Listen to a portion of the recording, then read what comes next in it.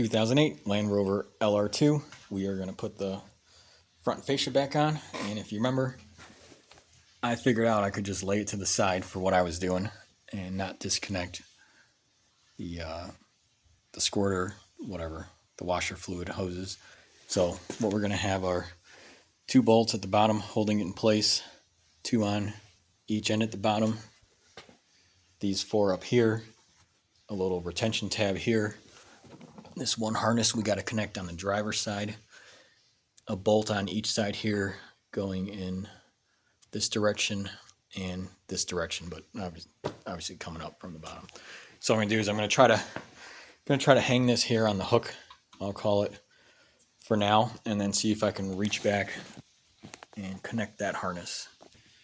All right, so fascia and grill are back on. That's the only thing holding it in place. So I'll see if I can reach in here and make that connection. So it's difficult to see, but you are able to reach in through the side here, make that connection, and then push that red tab down. Actually, I just did it while holding the phone. I'll need to push that tab down still. There we go, tab is down. So what I think I'm going to do next is do the 2 bolts on each corner. So I'll do one direction first, then go to the other side, and the opposite direction and do this side. One thing I'll do first is I'll just put these 4 bolts in on top. Not even hand tight, I'm just going to place them in and get a few threads. And note that all of those holes are slotted, which means that this piece is intended to slide cross car for adjustments.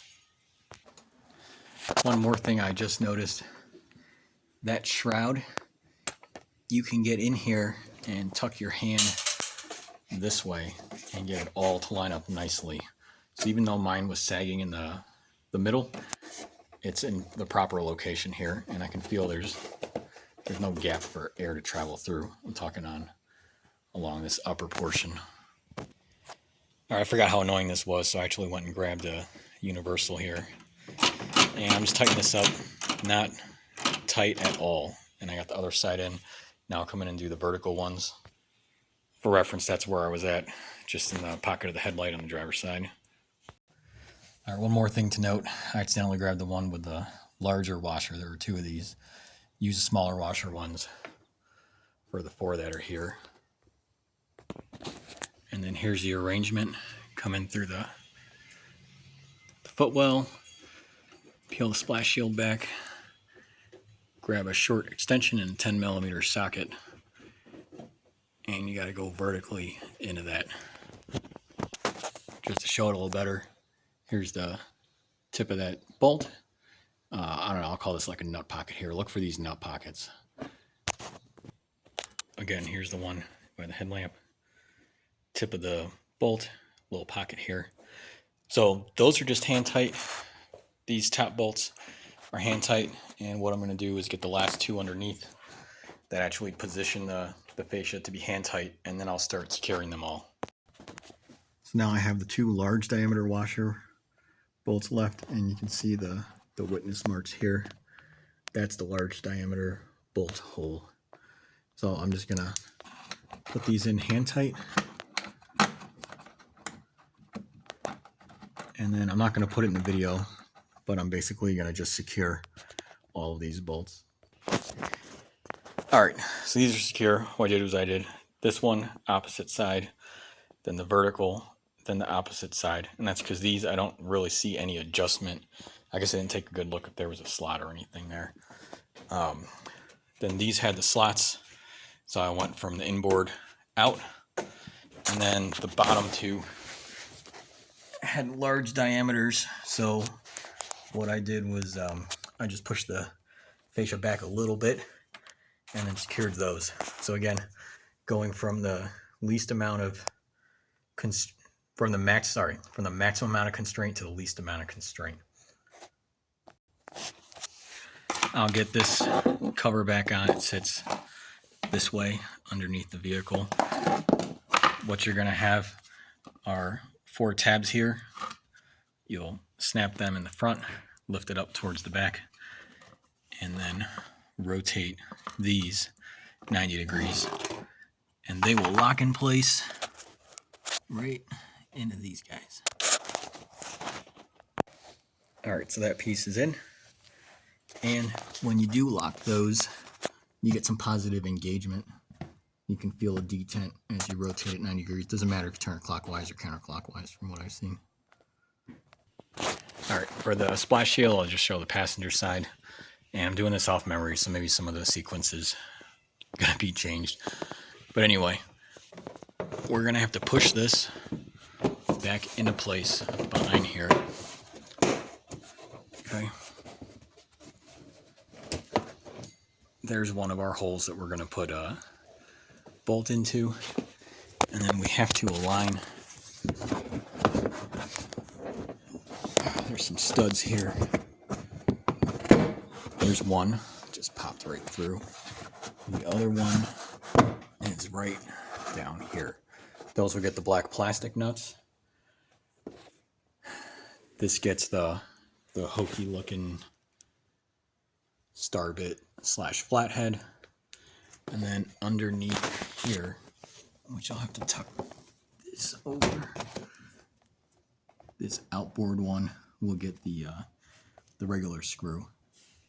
So we'll do that first, and then we'll put the rest of the splash shield back in. Alright, so the first one I'll put in is this. I'm just using a stubby screwdriver. Really isn't much room, or maybe you can get one of those 90-degree screwdrivers. Probably turn this by hand for a bit. Anyway, I'll secure this one. For the remaining part of the splash shield, I'm looking here. I'm thinking this is not going to want to slip over very easily if I secure that bottom screw. So what I'm going to do is get these guys lined up, mated in here, and make sure that I get this and this feature hanging out over the two studs. So I'll start with the rear stud and I'll make my way this way. So that was wrong. What I wanted to do was start here with this section, get that on, get these pieces interwoven. This one just kind of goes into place and then snap over here. Now the thing holds itself in place. So now what I'll do is I'll just very gently, because they're only plastic, put these two nuts back on. All right, so those two nuts are on. They were just put on finger tight. It's not worth putting a wrench on them because you're probably going to destroy them. All right, now back underneath on the driver's side, we've got these two holes. I'm just going to slide the plastic around till it's no longer winked.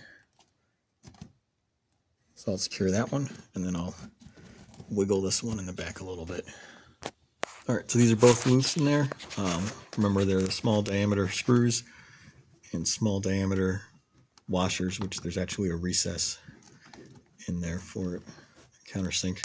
So I'll tighten these up, and then you do the same thing on the other side, which I'm not going to record. All right, so both of the splash shields are in.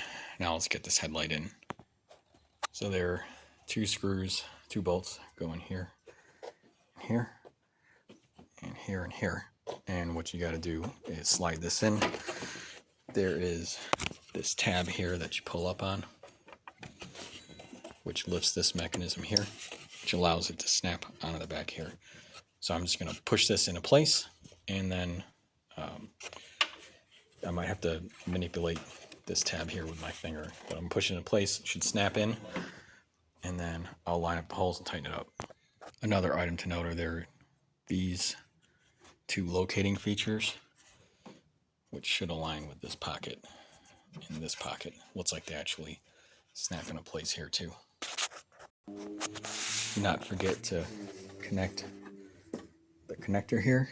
So I've just slid it in most of the way. I'll connect this and then I'll push it back. All right, driver's side is mostly in place. That detent at the bottom is secure. So I'm just gonna tighten these bolts up. So as I put these in hand tight, I pushed a little bit on the bottom here, and I was able to get this to pop more into place.